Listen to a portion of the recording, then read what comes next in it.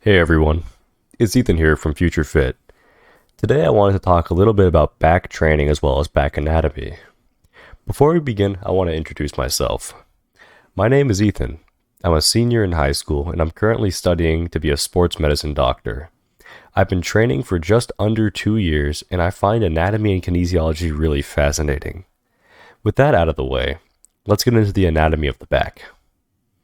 Starting off, let's note some important muscle groups. Up first, we have the trapezius muscles, which include the upper, middle, and lower sections, though they're all the same muscle.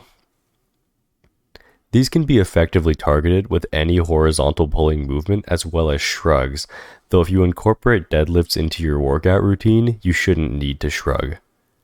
The other important muscle groups that are responsible for the retraction of the scapula, which are your shoulder blades, are the posterior deltoid muscles, which are the backs of your shoulders, as well as the rhomboid muscles. These are separate muscle groups, but they can be effectively targeted by just about any horizontal pulling movement. What is a horizontal pull, though? A horizontal pull can be categorized as any upper body pulling movement in which the back and the line of pull are perpendicular, like this. This is in contrast to a vertical pulling movement, which I'll cover a little bit later.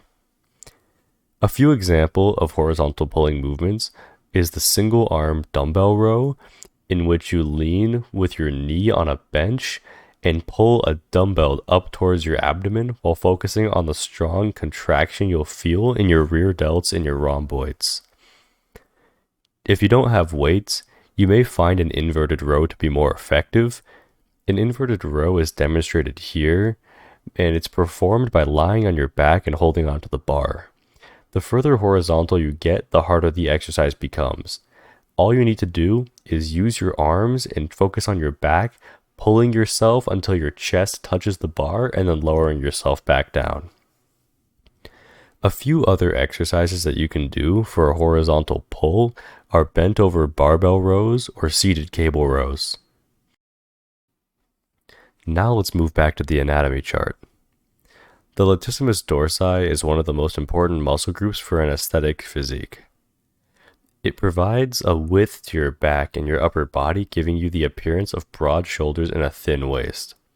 To effectively train this muscle group, however, we must incorporate some kind of vertical pull.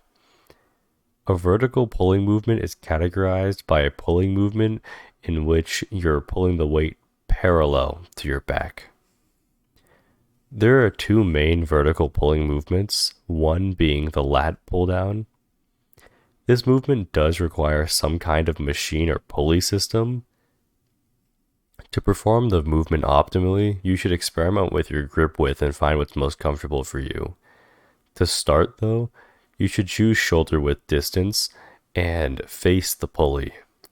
Now attempt to move your elbows towards the floor and touch the bar to your chest or your collarbone. You're going to want to experiment a little bit with this exercise to find what feels the best. You should avoid any sort of joint pain or impingement feelings. If you lack equipment like many do, the classic pull-up might be what's right for you.